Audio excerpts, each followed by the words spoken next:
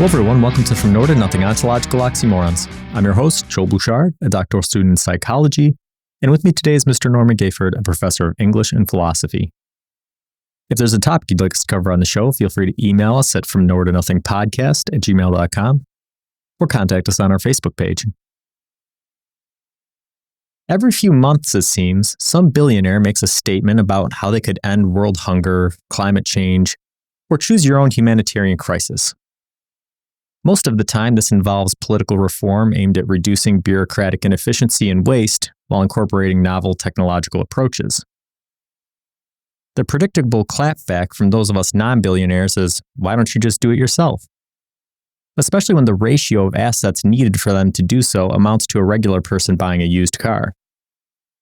Upon reflection, however, I'm sure we can all think of a time when we refused to aid the less fortunate for far less of an investment, such as refusing a donation solicitation by the Red Cross, for example. While these are certainly not apples-to-apples comparisons, they demonstrate an issue worth investigating and a paradigm that seeks to rectify it. Today, we're examining prioritarianism. Yeah. An interesting little niche, a small circle in the larger Venn oval of ethics. Yeah. So you suggested this one, and it's a very interesting paradigm, and I think it's a good time to address it, given the fact that we've already covered some other ones that kind of lay the groundwork for looking into it. So, yes. So we'll start with, what is prioritarianism? It's related to utilitarianism, but it's the idea that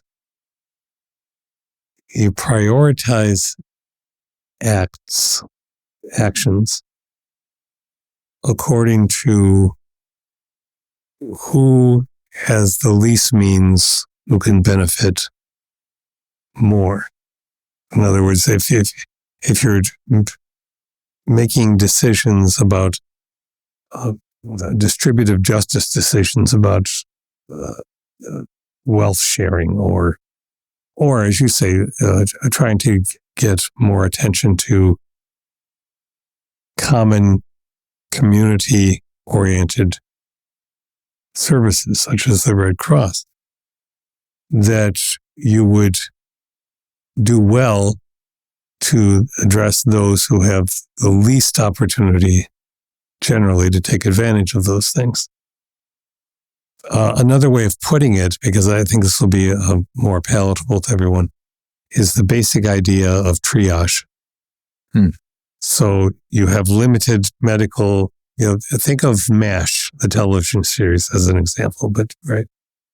You have limited medical capacity. You have an enormity of people coming in with all kinds of wounds and difficulties, and you have to decide as a doctor or a nurse or whomever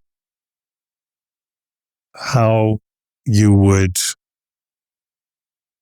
prioritize who gets addressed first, who has the most need, who is or another circumstance such as the pandemic, when people were outraged that you would prioritize old people over young people, when the doctors are saying, really, young people make more sense to take care of first if you have limited means, because they stand to have a whole life and can contribute to society much more. And so it's a really interesting discussion. And I think in the moment we're living in historically, where there's all kinds of rhetoric about throwing people out or stopping social safety nets and so on, that there's no thought being given to this. Yeah. And this is a very sort of nuanced topic, and some of the terms that you've used are what we'll dig into later in the episode. But yeah, so you touched on a couple of things, and we've talked about some of these things in the past. So I think it's worth, looking at them in a bit more detail. Sure. But so when did the concept of prioritarianism arise? Where to sort of originate from? Well, it's nascent. It's embedded in Kant, but it's not really formally developed or coined, so to speak, until Derek Parfit. And Parfit was a remarkable British philosopher and often talked about values and ethics and utilitarianism and consequentialism, which, yes, we've discussed many times. But he wanted to take it a step further to look at how do we assess our decisions about allocation of resources for population in any given state meaning a country. How is that done? And he forced people to take a look at it. So he's a moral philosopher, an ethicist, and he's distinguishing this from the idea of egalitarianism, an utter equality among everyone, because I think rightly he's saying, well, that would be nice if we were all equal. We don't have a society in which we are. We give, and he's talking about Britain, England, but it's also talking about any democracy that claims that it's everybody is equal. Well, what we really claim is everyone is created equal, and so there's all kinds of things about that. But egalitarianism misses the boat when people don't have the resources that lots of other people have anyway. So it's sort of let's think of it as instead of trying to make everybody absolutely equal, first step in terms of resources that they have, the first step is giving more resources to those who have less in order to raise the water in the chamber, so to speak, to raise the boat. Yeah. I'm mixing metaphors. No, that's fine. So, yeah, and Parfit has you can sort of tell just the flavor of, prioritarianism by the titles of his works, Reasons and Persons, Equality and Priority, On What Matters, that he had given some serious thought to these things. Yes. Were there other essential thinkers in prioritarianism, or is this kind of something that sort of stemmed from his? To me, in my reading, it stems from his, in my experience. I mean, there are certainly other. I think any of the care philosophy folks, any of them, and we've talked about a number of them, that by the very nature of their point of focus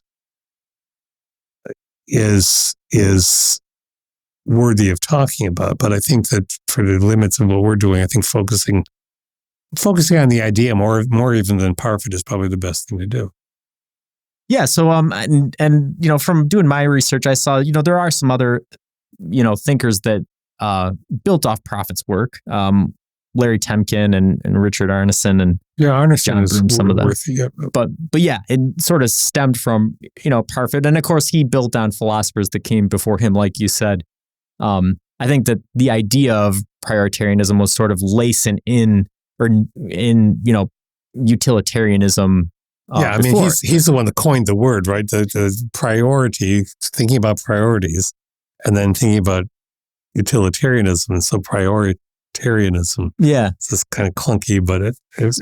So why don't we sort of delineate the two? So what separates prioritarianism from utilitarianism? Utilitarianism at base, it basically says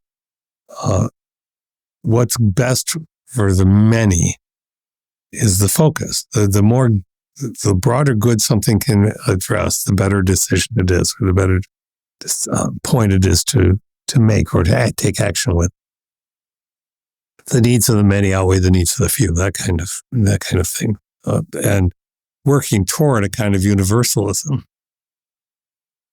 But that's closer to egalitarianism again.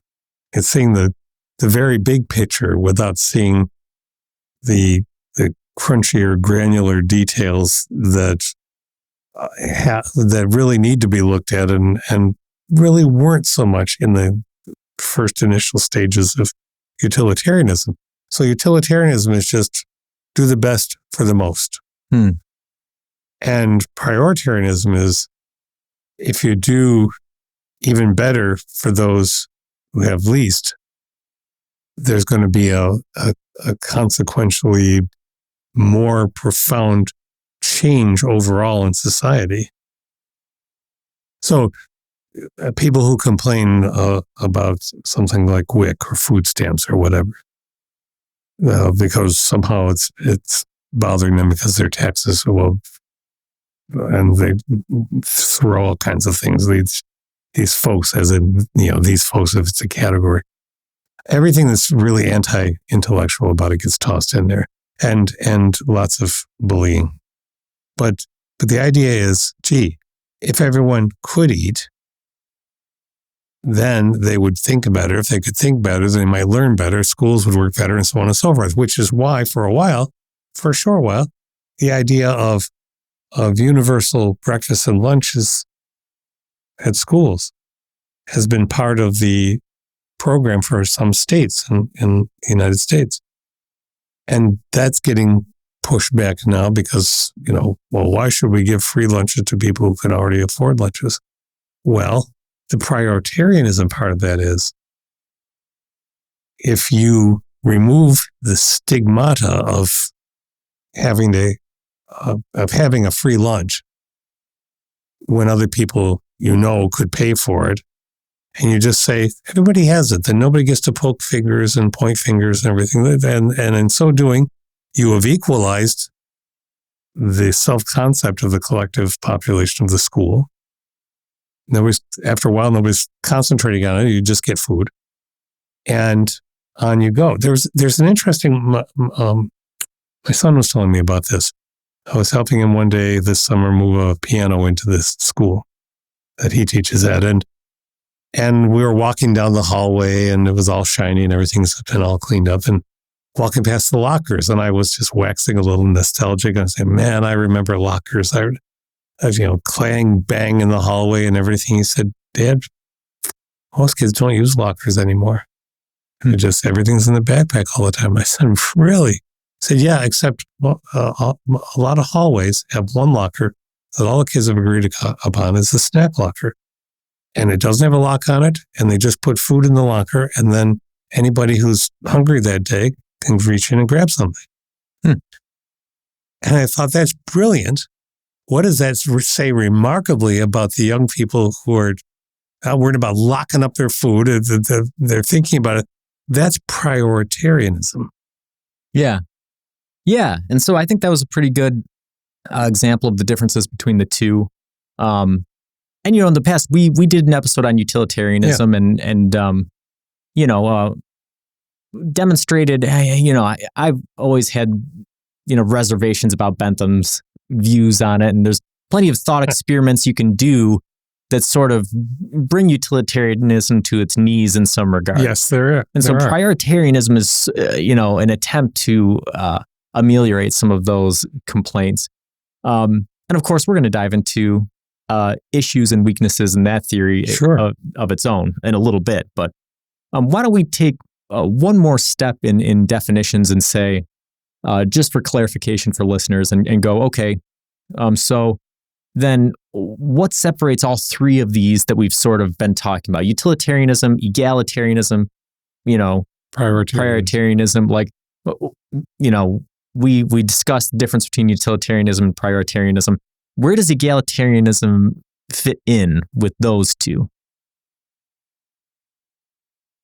Utilitarianism is trying to think about the betterment of the whole. Egalitarianism is saying everyone in the whole should receive equal treatment. So it's still about the whole or the collective, right?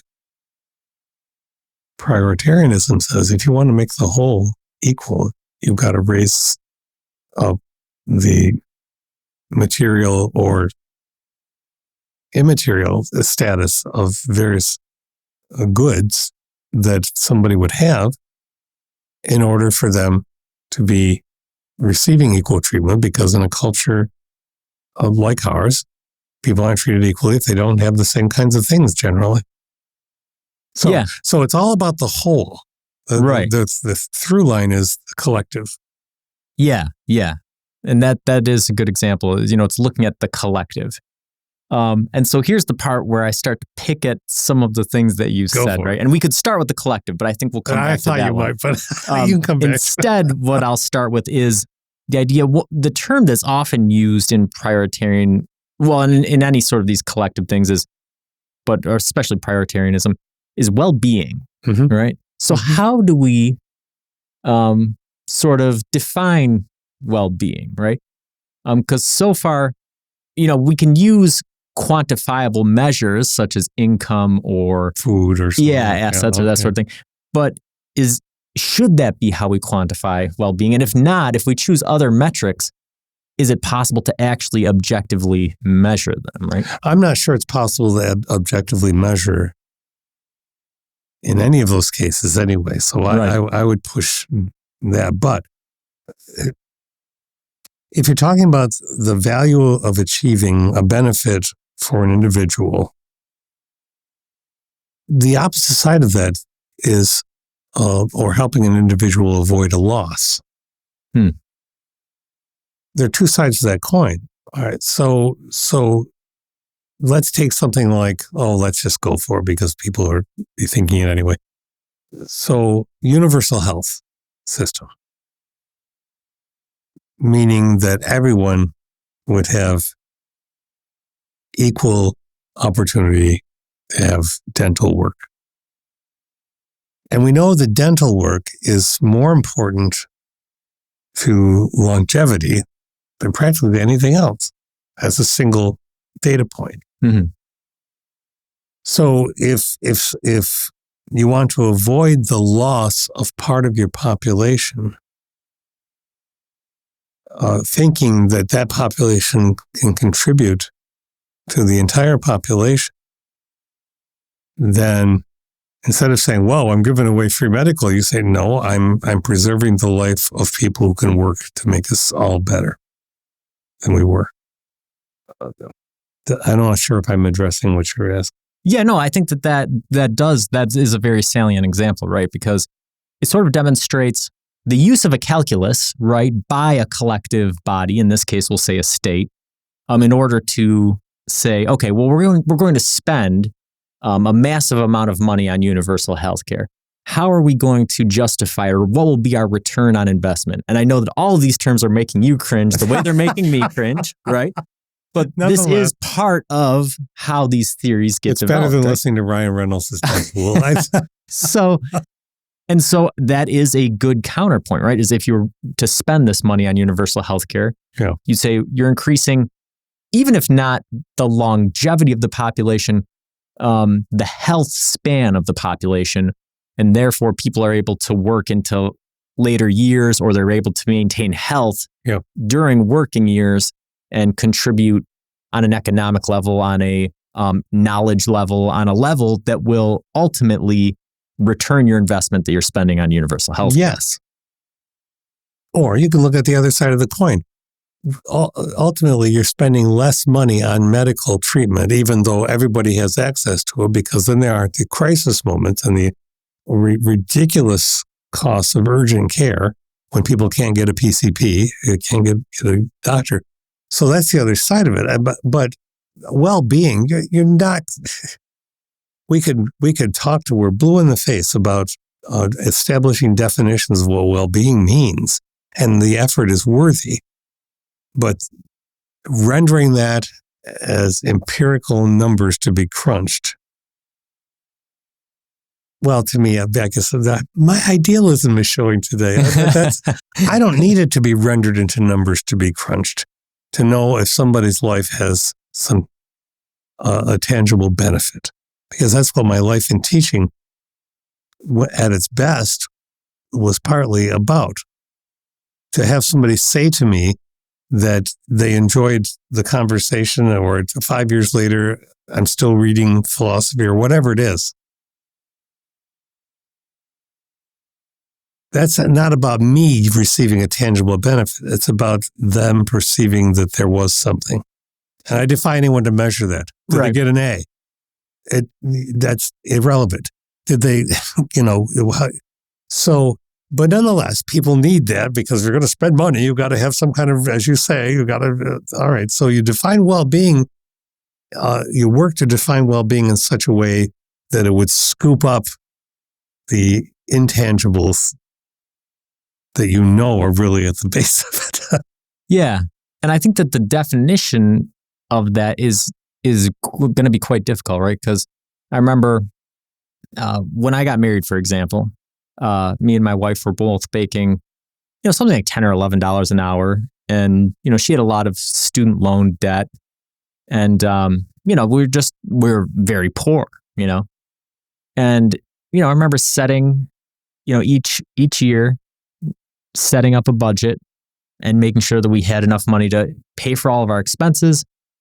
And also that we had enough money to go out to eat, once every 2 months and, to have enough money to take a vacation, a long weekend where we could travel somewhere. Right. Mm-hmm.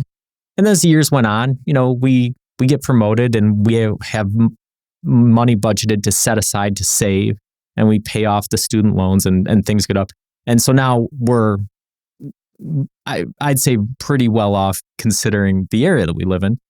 But you see things in the news like something like 60% of people making six figures live paycheck to paycheck, right? Mm. And so if you think about just this amorphous term of well-being, right? I think back to my early years being married, and I think that during that time, I had a high level of well-being, right? We were very, very poor, but I never felt like I went without anything. And I felt like I had a complete life, right? And then you will see interviews with people on the news, right? Who, okay, this person makes, they work for the federal government. They make $260,000 a year. There's a federal shutdown coming because the budget didn't get passed. And they're on the news complaining about how they're going to lose their house because if they don't get their next paycheck, then they can't afford things that are going on.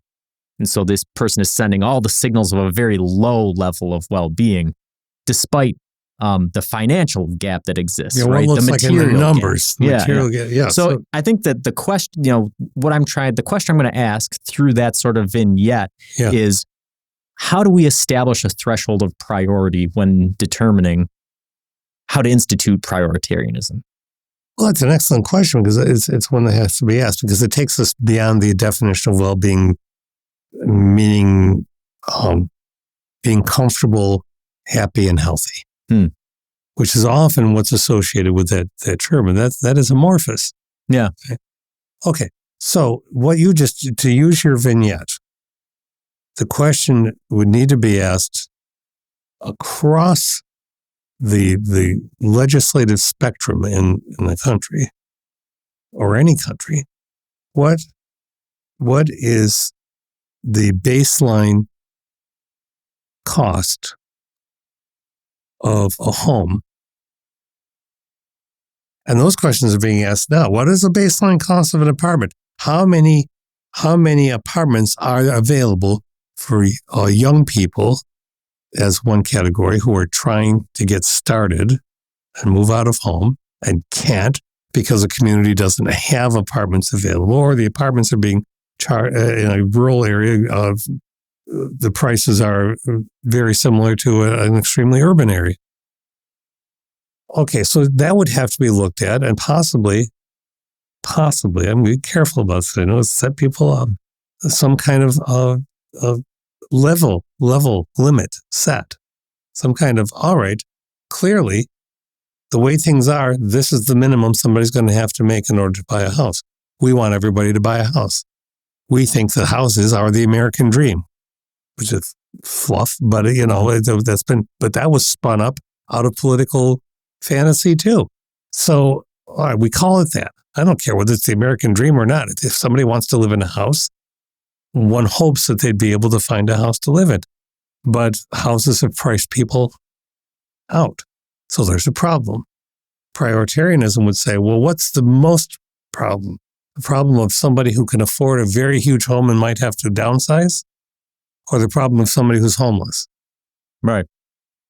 Yeah. And so I think that housing is a good example because it's a very sort of poignant point of interest in the United States, right?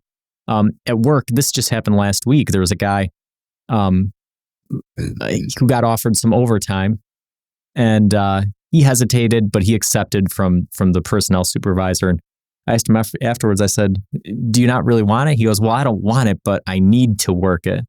He's like, "Because, the last apartment I got, the landowner was closing it down. And now in my new apartment, my rent doubled. And so I have to make more money." And his rent was twice as high as my mortgage, right? And so there's this conundrum where here's a person whose credit does not allow them to get a mortgage to buy a house, and yet they are expected to pay twice as much money for an apartment that they don't own as a house. Yeah. And then, there's other articles that you can easily access that lay out statistics about the homeless population of the United States, as well as the number of vacant houses that are sitting in the United States, that are just rotting, just crumbling, material realty assets that are losing value because there's nobody qualified to live in them. So there's this severe disconnect between people who don't have homes because they're not deemed financially responsible enough, but then also financial assets, which are depreciating in value because there's nobody there to take care of them. Yes. And then a whole population of people who are living in homes that do not belong to them and paying prices that are 2 or 3 times as high as what it would cost to live in a house because they don't have credit established. And so I think that this is one of those issues that prioritarianism would seek to I absolutely agree, and you've articulated it very well. And so yeah, for me, this is one of those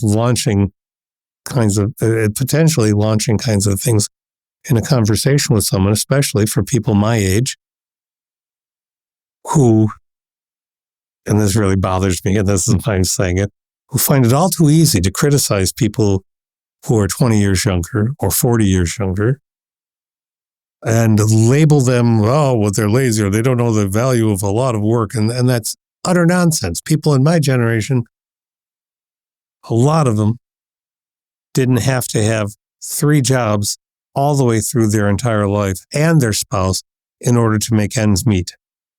And they forget that, or it's very comfortably put aside in order to weave the myth that, we're all equal. If we all just worked equally, we'd all just have the same. And no, it doesn't work that way.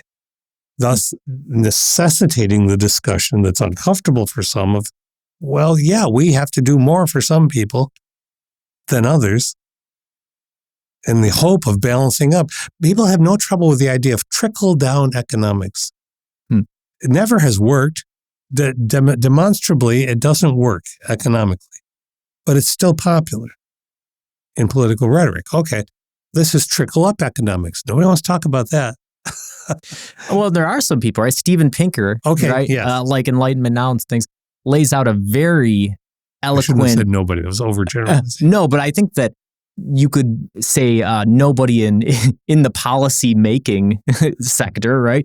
In a lot of the sectors that matter, it tends to be a sort of taboo topic, even amongst people with political leanings that would seem to benefit from that sort of position. But there are, social scientists and economists and people who do lay out the benefits of, like you were saying at the beginning of the episode, right? If you were to provide people in Africa with advanced farming technology, they would have to clear less land, maintaining more forests, which helps the environment, making their farming more efficient, providing them with more quality nutrients, therefore reducing malnourishment and health issues, causing them to be able to spend more time in school, become more educated, contribute more to their local economies, build up these things. And then with the wealth, what you see through studies is that there's just beneficial aspects around the board, to the climate, to health, to populations, essentially, so but Steven Pinker, his whole thing is sort of a prioritarianism view. So this brings us to the sort of that next question that I was talking about earlier about this definition of the collective, right? Because we've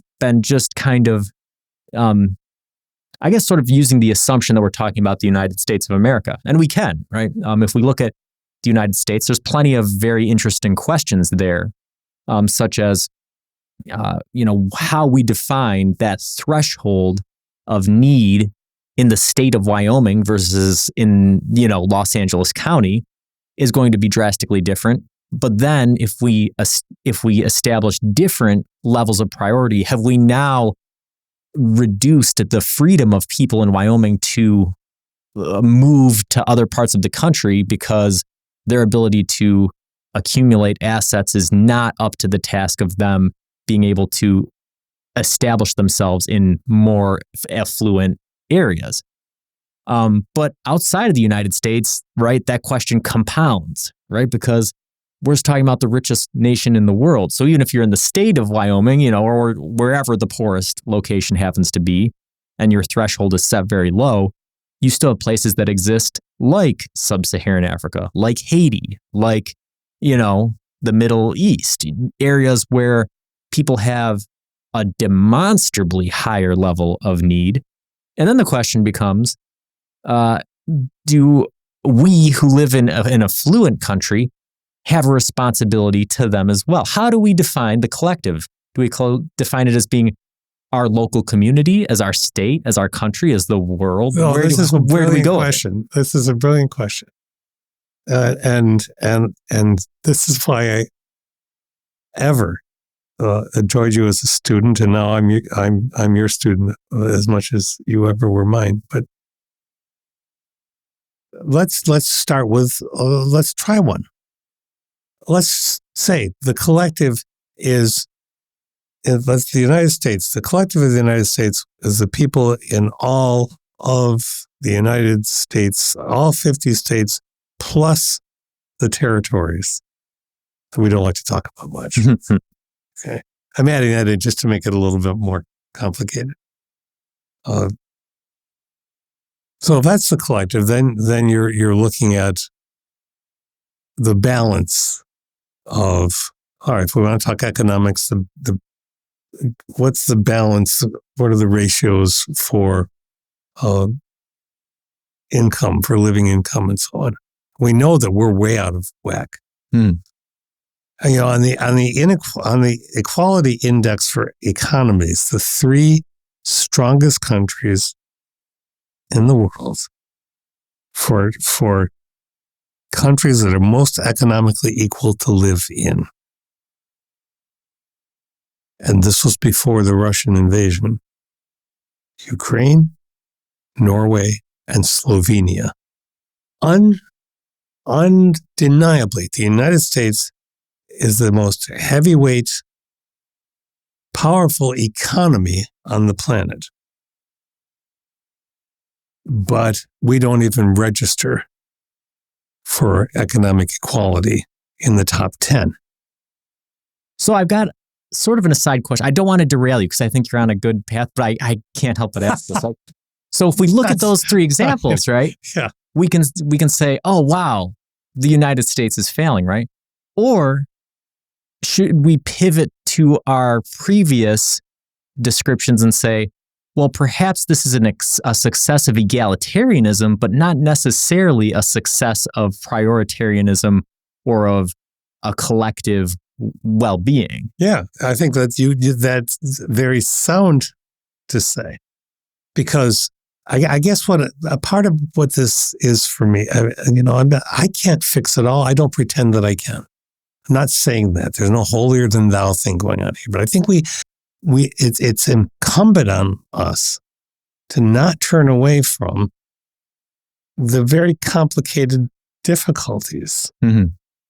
And so, yes, if the United States were to say, if somebody representing the United States were to say, we're not equal, we're not interested in being economically equal, get what you can get.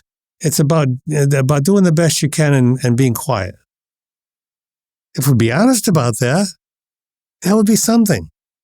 But when you say you're equal, and everything in your economy makes it virtually impossible to have that kind of egalitarianism.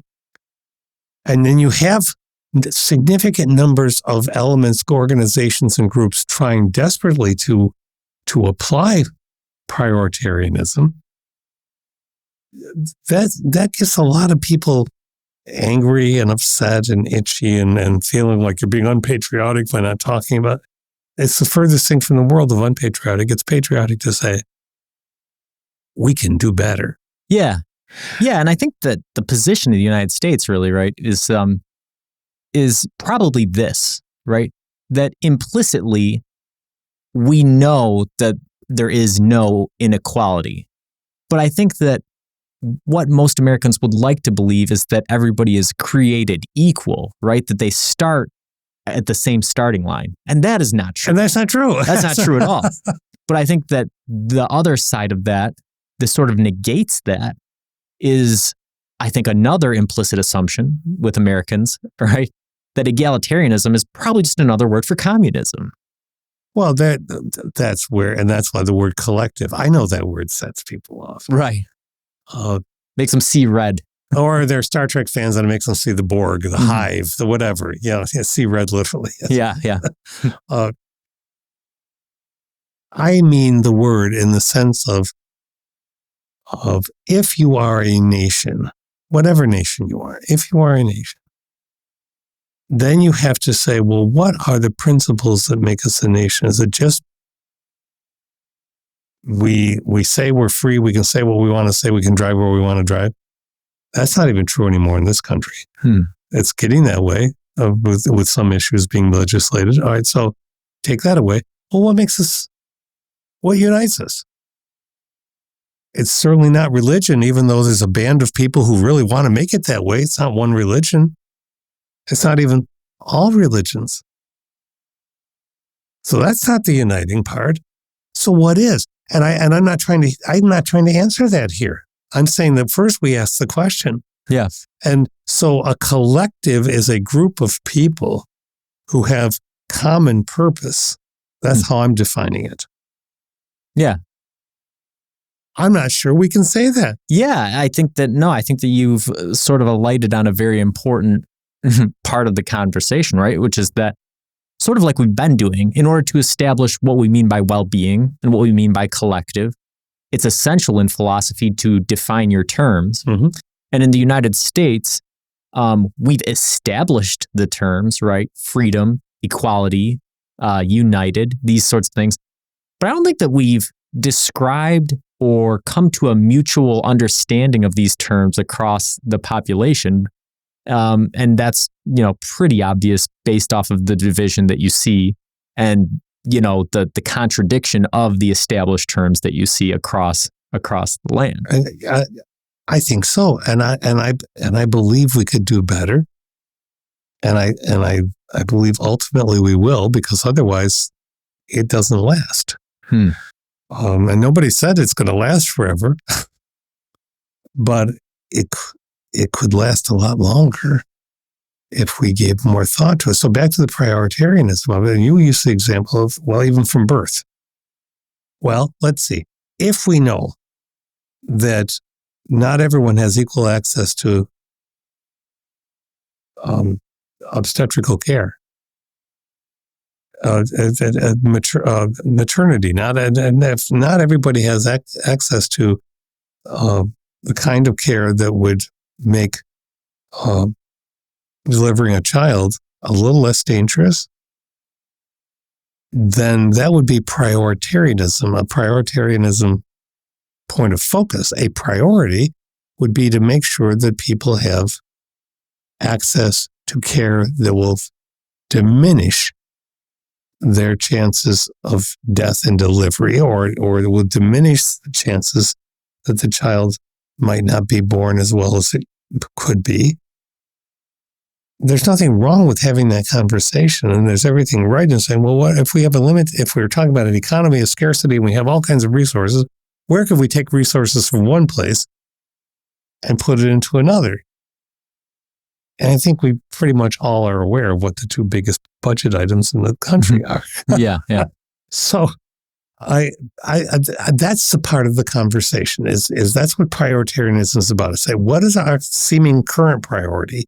What do we give lip service to as a priority? What do we really mean as a priority? And if we mean it, then we've got to step up and do something about it. Yeah, and you can look at ways of addressing, if you take that mindset, there's seemingly monolithic problems that become a little bit easier to solve. I can't remember who suggested, it was another billionaire, right? But he suggested a way of solving the retirement crisis, right? Social Security is going to run out in 2023. No Americans are good at saving for retirement, right? So everybody, what are we going to do? We can't have a bunch of homeless older people on the streets. We can't have people working into their 80s and 90s. What do we do, right? And his suggestion was, well, if the government had a program where at every birth, there is a government account that's established in the child's name, and the government puts $1,000 in there. Would it be expensive up front, right? Yeah, if you were to do it for every 400 million people in America, you're looking at $40 billion, which is a lot of money. But again, if you look at the defense spending or the current social welfare program budget, it's not all that terrible. Well, what happens is with compounding interest and, this money put into essentially a 401k from birth, what you find is all of those extra years of saving in the market, by the time this person gets to retirement age, it wouldn't matter if they didn't save for retirement. It wouldn't matter if Social Security didn't exist. That $1,000 when they were born would be enough for them to retire off of when they reached retirement age. And the problem is solved, right? And that's egalitarian, I guess, in one sense. But it's also prioritarian in the sense that you've made a priority of solving this problem and looking at who's facing the most need in this situation and how do we solve that need in the most efficient way, right? Right. One leads to the other. Prioritarian intent leads to the potential of a kind of equalization on one data point on one scale. And, I think that where prioritarianism, it gets complex, but that's that idea of egalitarianism, like we were talking about with wellness, right? It's not going to look the same for everybody, right? Some people are still going to have the money to save for retirement, and some people will retire earlier. Some people will continue to work later. People will have different paying jobs, right?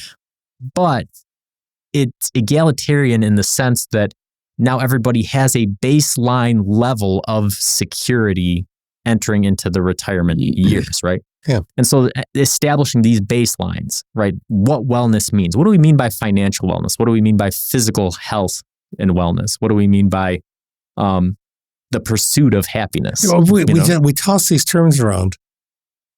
And of course, lots of people talk about them, but we don't dwell on them enough to say, well, what do we really mean?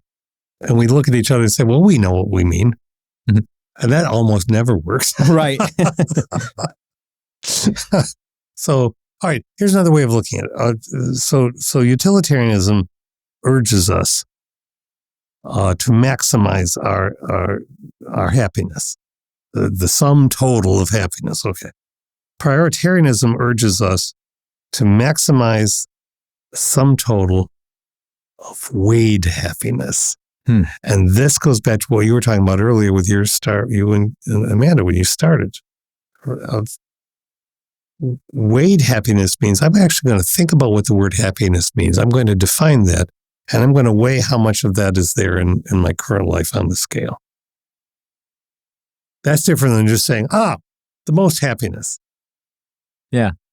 Yeah, and we've done episodes on happiness, right? And how sort of ephemeral the topic actually is versus something that's more substantial like well-being. Mm-hmm.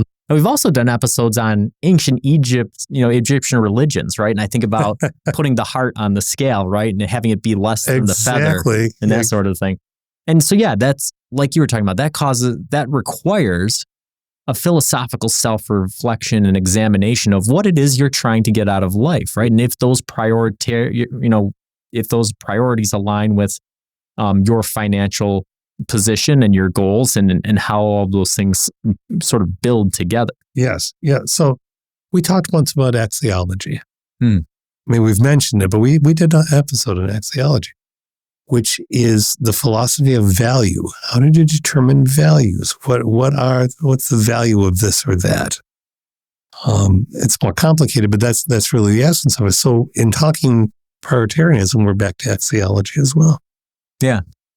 Yeah. And I think that, a lot of people are shocked to find that this sort of financial value that so many people prize, when you look at the people that are sort of that have a lot of that, a lot of them don't use it the way you'd expect, right? It seems like every year there's this, you'll hear a story of a famous athlete who has never spent a cent of their paycheck, right? Or who lives in a van, right? Or, same thing with even Warren Buffett, right? The richest guy in the world. Most of his money he has not ever spent. Lives relatively modestly. He's gone now, right? But he had a huge lives relatively modestly in comparison to the means that are there, right? And so how was the sense of value established? Where was the value put? And I think that in a lot of cases, it's the financial aspect of it is not it at all, right? It's in other parts of life. Yes. Yeah, agreed. So due to political power imbalance between the haves and have-nots, is prioritarianism a realistic goal or expectation of collective societies, do you think? You love using that word with me now, don't you? Is it achievable? Is that what you're asking? Yeah, is it a realistic goal? Is it a realistic goal? I would say that there's a difference between realistic goal and achievability in connotation, but we'll leave that aside. Is it realistic in the sense of being able to be more realized than it is now? Yes. Because we have a sense of our overall economy. We have a sense of how much money we spend and those kind of things. Is it realistic to expect that people will do so? That depends on how cynical you're feeling on any given day.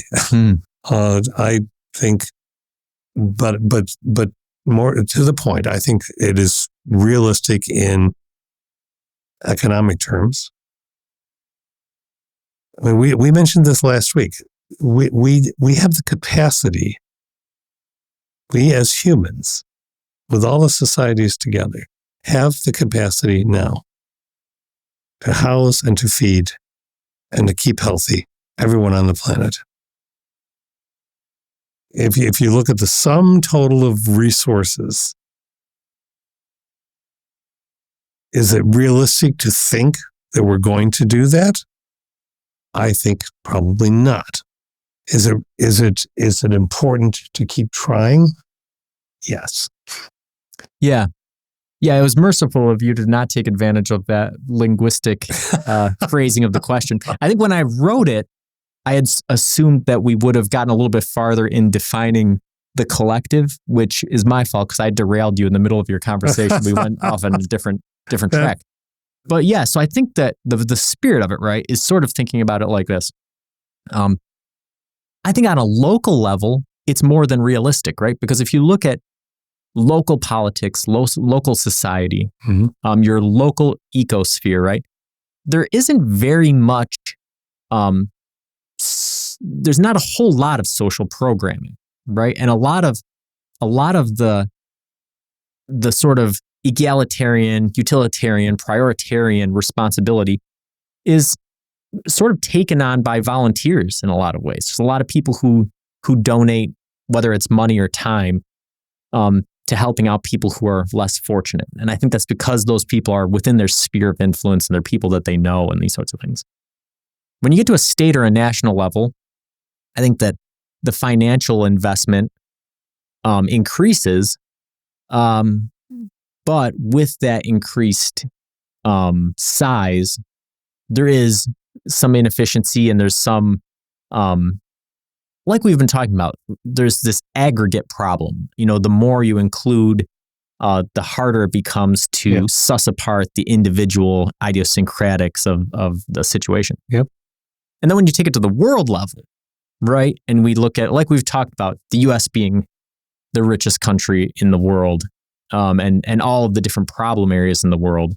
And we think about, is it realistic that the world would ever operate on I think that's sort of the spirit of the question is it a realistic expectation that the world will ever adopt prioritarianism in a meaningful way?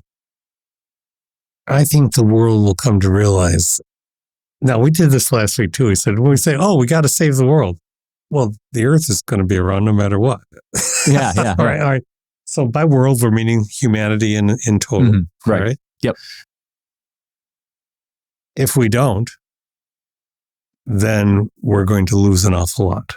We already are losing an awful lot every day in the sense of lives that could have been saved.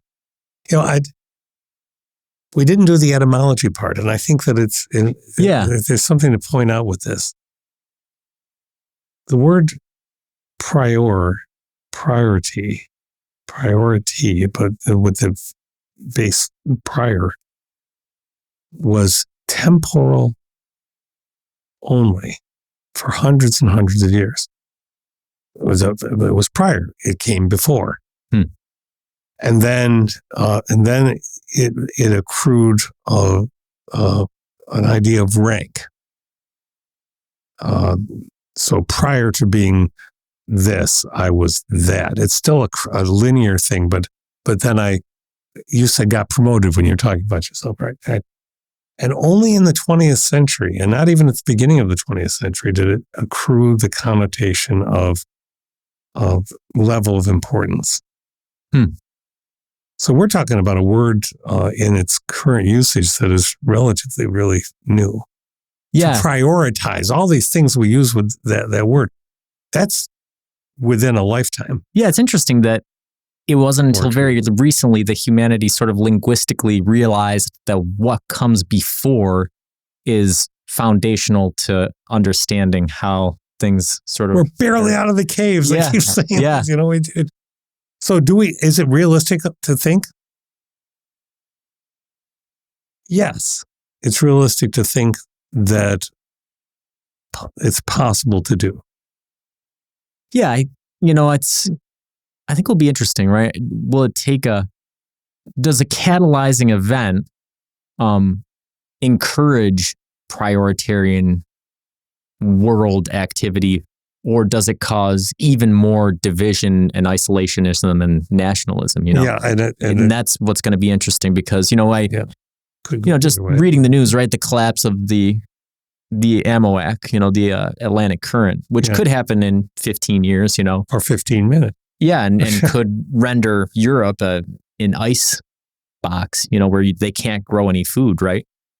What happens then? Does the world prioritize, helping out and trying to help the people that are in the most need, or do they view it as,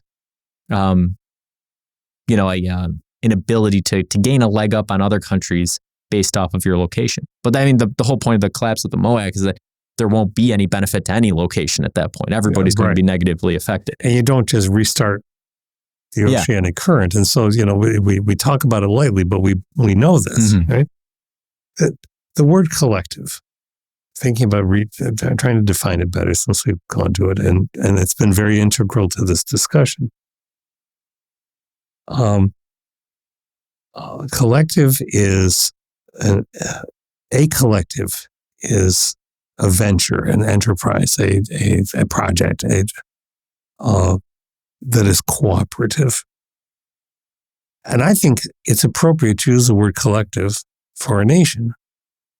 Yeah. If I'm not fond of nationalism, but we use the term all the time, right? So a collective is a committee that has to accomplish something in a company. It's a work group that has to redesign a tool, or it's a profoundly large group of people who asks itself, well, what are we really cooperating about? Do we even want to cooperate anymore? Yeah, and I think that your perspective on world events plays largely into how you view it happening. But I think the sort of objective reality of it is hard to suss out, right? Because I think that we can look at, the opening monologue and say, okay, well, if the billionaire is not willing to spend a fraction of his income to fix a world problem, and I'm not willing to donate to, a local, I'm not willing to spend a couple bucks to donate, then probably nobody is, right? And if we look at, sub-Saharan Africa, right, a place that has throughout history, right, especially modern history, has suffered, and we go, it's still suffering to this day. So no, nothing will change. Every nation's just going to look out for themselves, and things are going to go downhill. But that's not really the reality of the situation, right? The United States, the developed world, does donate money to sub-Saharan Africa. Probably not as much as they should. Probably not as effectively as they should, but they do. And under duress currently to Ukraine, and certainly organizations on a massive scale to Gaza and those kind of things. Mm-hmm. There are plenty of people who care. Yeah. It's not an efficient process. Right. And, so that's on the largest scale, but if you shrink it down further, right, it's like I was talking about at the local level, you see plenty of it, right? You do see people helping out each other financially with their time. And I think that is sort of the foundational building block of society and prioritarianism, right? That's, like you were saying earlier, sort of, in a tongue-in-cheek way, but that's trickle up prioritarianism, right? Yeah. If you are willing to help the people in your immediate vicinity and everybody else feels the same way, that is going to have an effort of sort of holding things together in a way. And if at the higher level, if there are events that cause things to, a major negative event, you would hope that would sort of catalyze governments around, maintaining the humanity as a whole, that the priority would become the sustaining of humanity versus whatever economic or sociopolitical warfare goals you may have. Yes. There's another example just came to mind when you're talking about that, because for us where we live, it's localized and it's in difficulty, but it's firefighting. Mm-hmm. Yeah.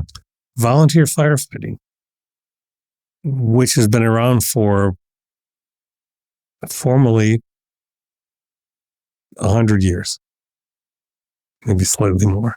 So 3 generations of people or.